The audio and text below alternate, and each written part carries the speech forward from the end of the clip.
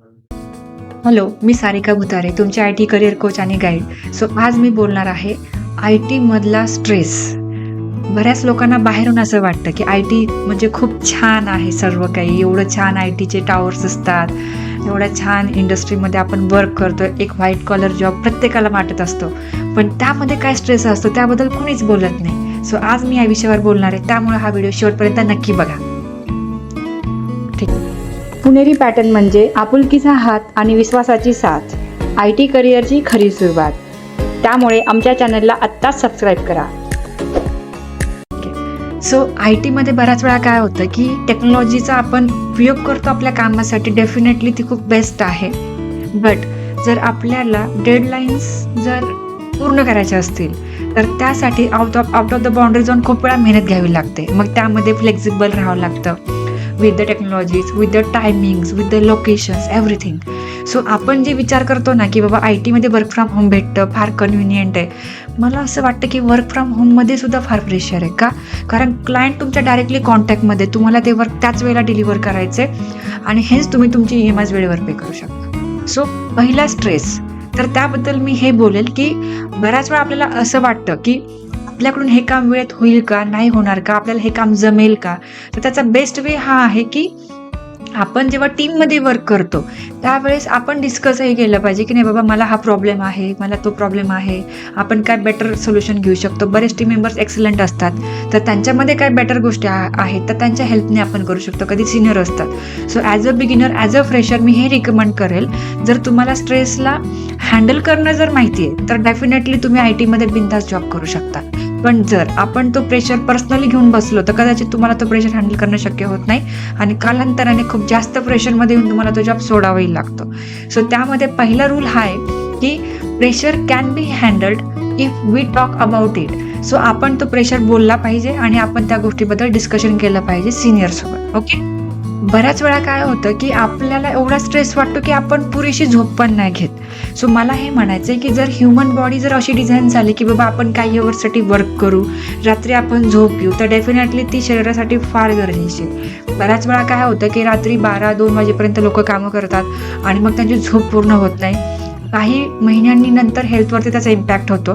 So मला हे म्हणायचं की जर तुम्ही ओव्हरलोडेड आहात तर डेफिनेटली तुमच्या झोपेसाठी तुम्ही नक्की वेळ काढा.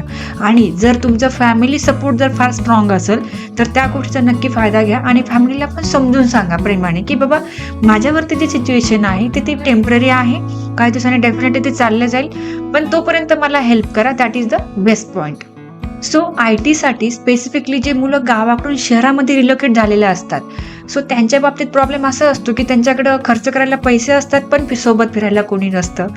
त्यांना बाहेर फिरावंसं वाटतं पण कंपनी द्यायला कोणीच नसतं. सो अशा मुलांना वर्क प्रेशरमुळं लोनलीनेस वाटणं आणि त्यामधून प्रेशराईज फील होणं हे खूप साहजिक गोष्ट आहे. सो त्या केसमध्ये मी काय रिकमेंड करेल की बऱ्याच वेळा अशा बऱ्याच गोष्टी आहेत आपल्या सराउंडिंगला. समजा एखाद्या सोसायटीचं गार्डन असेल, एखाद्या IT कंपनीचं गार्डन असेल, सो अशा गोष्टी छोट्या छोट्या एन्जॉय केल्या पाहिजेत. काही 4 फ्रेंड्स बनवले पाहिजेत. जसं की आपण नेहमी म्हणतो की team player, best team player आपण असलं पाहिजे. ही प्रॉपर्टी प्रत्येक एम्प्लॉयमध्ये असली पाहिजे आणि ती वेल पे करते. म्हणजे आपल्या सराउंडिंगमध्ये 4 तरी असे फ्रेंड आपण बनवले पाहिजेत की ज्यांच्यासोबत आपण विकेंडला टाइम स्पेंड करू, किंवा आपण अशा सराउंडिंगमध्ये असलो पाहिजे जिथे आपल्यासोबत कुणीतरी आपल्याला कंपनी देईल. सो त्यामुळे आपल्याला लोनलीनेस फील नाही होणार. आणि फ्रेंड्स फार इम्पॉर्टंट आहेत. म्हणजे भले ते तुमचे कॉलेजचे फ्रेंड्स असतील, ते तुमचे क्लासचे फ्रेंड्स असतील, तर कॉर्पोरेटमध्ये पण एक पॉझिटिव्ह फ्रेंडशिप बनूच शकते. सो त्यामुळं मला असं म्हणायचं आहे की फ्रेंडशिप फॉर अ व्हाईल, तर ह्या कन्सेप्टनी तुमचा लोनलीनेस दूर होईल आणि अशा पद्धतीने आपण प्रॉपर आय टीमध्ये वर्क करू शकतो. सगळ्यात महत्त्वाचा फॅक्टर हा आहे की बऱ्याच वेळा आपल्याला असं वाटतं की बाबा आपल्याला जॉब मिळाला आय टीमध्ये, आपलं छान सेट झालंय आणि आपल्याला पुढं काहीच करायची आवश्यकता नाही. सो मला पर्सनली काय वाटतं की जर मला स्वतःला ग्रोथ हवी आहे, सो त्या केसमध्ये बऱ्याच वेळा कसं होतं की आपण आपली स्किल अपग्रेडच करत नाही. कारण एका लाईफच्या एज म्हणजे 35 किंवा 37 एज ऑनवर्ड्स आपल्याला असं वाटतं की नाही यार आता मला फॅमिली रिस्पॉन्सिबिलिटीज, आपण एक कम्फर्ट झोनमध्ये जातो.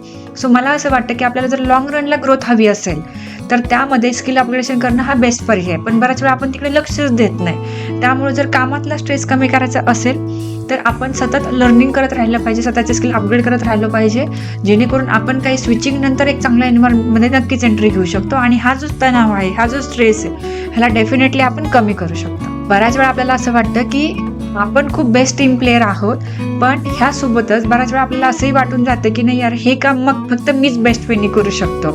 सो ह्या भ्रमात नका राहू. आपण IT मध्ये वर्क करतो, काही अवर्स स्पेंड करतो. डेफिनेटली तिथे एंटरटेनमेंटसाठी बऱ्याच ॲक्टिव्हिटीज असतात, टीम बिल्डिंग ॲक्टिव्हिटीज असतात. डेफिनेटली तुम्ही त्याच्यामध्ये इन्व्हॉल्वमेंट घेऊ शकता. त्यामध्ये तुम्ही काही कॅफेटेरियामध्ये जाऊन काही फूड एन्जॉय करू शकता. सो ह्या गोष्टी करणं फार जरुरी आहे, कारण आपण शेवटी at the end of day माणसं आहात. ठीक आहे. सो जर तुम्हाला वाटत असेल की नाही का मला खूप स्ट्रेस वाटतोय, तर त्या केसमध्ये तुम्ही ह्या गोष्टी डेफिनेटली करू शकता. जरुरी नाही की तुम्ही काही गोष्टींचं ॲडिक्शन करा, कारण त्या गोष्टी खरंच गरजेच्या नाही आहेत. जर एक व्यक्ती म्हणून आपल्याला एक हॅपनिंग लाईफ IT मध्ये पाहिजे, तर मला असं वाटतं ह्या ज्या गोष्टी मी आज डिस्कस केल्या ह्या पण पुरेशा आहेत. सो ह्या पद्धतीने आपण आपला स्ट्रेस कमी करू शकतो. आणि अजून एक दुसरी बाजू ही पण आहे की जर IT मध्ये जाण्यासाठी जर आपल्याला स्ट्रेस असेल, तर बेस्ट वे हाच आहे की आपण आपले स्किल सेट अपग्रेड करू आणि त्यानुसार आपण पुढे मूव्ह ऑन.